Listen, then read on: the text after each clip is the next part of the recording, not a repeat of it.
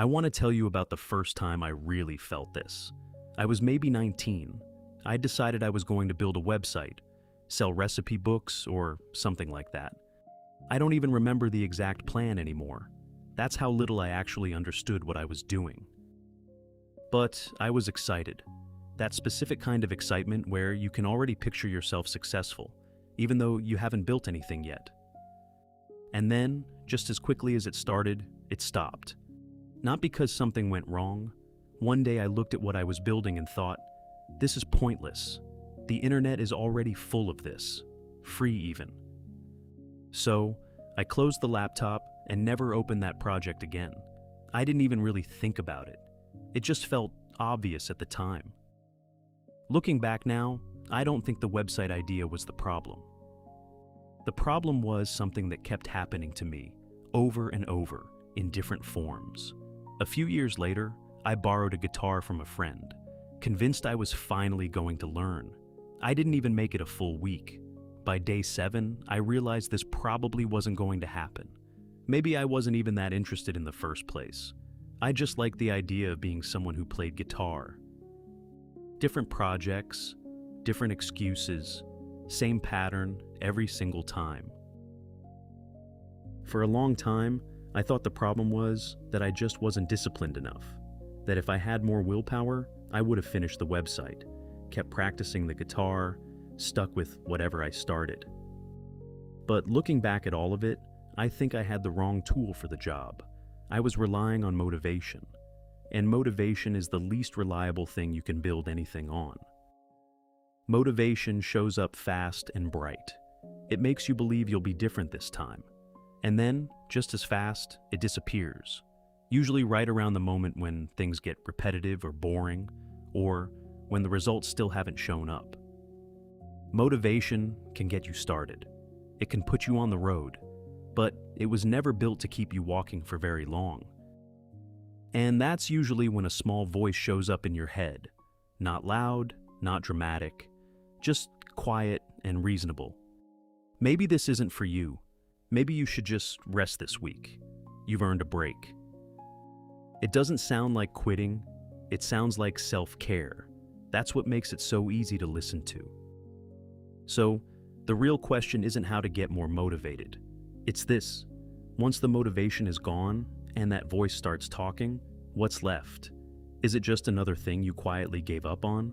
Or is there something else in you, something quieter and less exciting, that can still carry you toward what you actually wanted?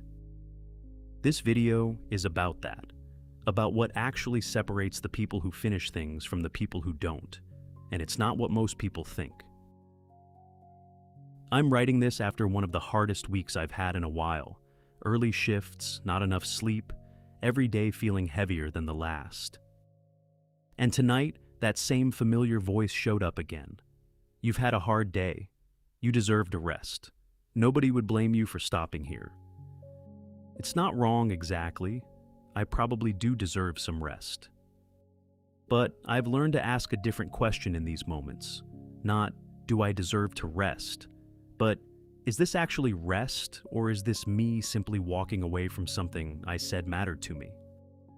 Tonight, the answer was clear, so I kept going. Not because I felt inspired. I didn't. I just decided that this mattered more than how tired I felt right now.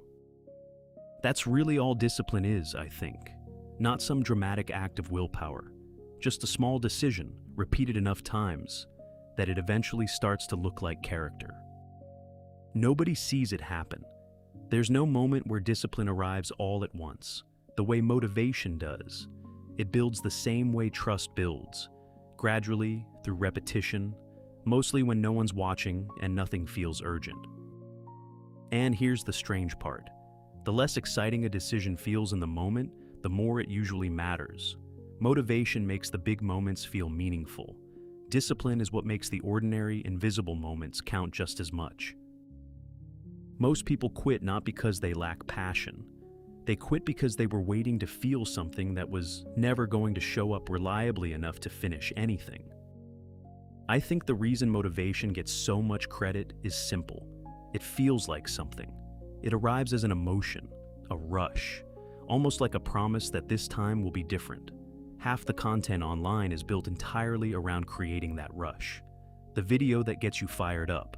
The quote that makes you feel unstoppable for exactly as long as you're reading it. Discipline doesn't feel like anything, especially if you've never actually built it. If every project in your life has run on motivation alone, you don't even know what discipline is supposed to feel like. So the moment motivation leaves, you don't recognize what's missing. You just feel the urge to move on to something else. Something new, something that might give you that feeling again. That was me, more or less. Not dramatic burnout, just quietly abandoning one thing for another, chasing the feeling instead of building the skill. And here's what I didn't understand for years. Motivation isn't actually tested until things get hard. Discipline is the only thing that shows up after motivation leaves the room. Here's the strange thing about discipline. You don't notice it happening. It's not one dramatic shift. It's more like climbing stairs in the dark. Every day, one small step. And for a long time, nothing seems different. It still feels hard. It still feels like it's not working. Then, one day you look back and realize you're better at this now. Your system improved without you noticing. And somewhere along the way, you stop needing motivation altogether. You just know this is the path, and you keep walking it, whether you feel like it or not. Motivation works completely differently. It arrives fast, and it feels incredible while it lasts. You start something with real energy. Then, inevitably, it gets hard. And if discipline was never there to take over when motivation left, everything collapses. You quit, and the cycle starts again. Motivated, excited, struggling, gone. I think this is the piece most people miss. They're not separate paths you choose between. They're two different stages of the same thing. Motivation can start you moving, but if nothing ever picks up where it leaves off, you end up right back where you started, waiting for the next spark to feel it all over again. I noticed this shift most clearly in something small, planning my days. I used to just wake up and figure things out as I went. Now, most evenings, I write down tomorrow's plan. Wake up at 8, shower, eat something, make coffee, sit down to work by 9, work until 11, then the rest of the day is mine. It sounds almost too simple to matter, but I didn't do this a year ago. I would have called it unnecessary, maybe even boring. Now, it's just how I operate. I don't remember deciding to become someone who plans his mornings. It just happened, one evening at a time, until it stopped feeling like an effort. Here's what's interesting, though.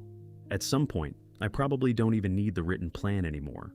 My body already knows the routine, but I still write it down every night. Not because I have to, because writing it is part of the discipline itself, even when the discipline no longer needs it to function. I don't think discipline is actually hard to start. What's hard is deciding what your small steps will actually be. Maybe it's structuring your day the way I did, until it becomes a habit you don't have to think about. Maybe it's something smaller, one tiny improvement in one small area of your life that quietly makes everything else a little easier. The exact step matters less than you'd think. What matters is doing it on purpose and understanding something most people never stop to consider. Small steps compound, even on the days when it feels like you did nothing at all. You probably won't feel it happening. That's fine. You're not supposed to. One day, you'll just look back and realize you're standing somewhere higher than where you started.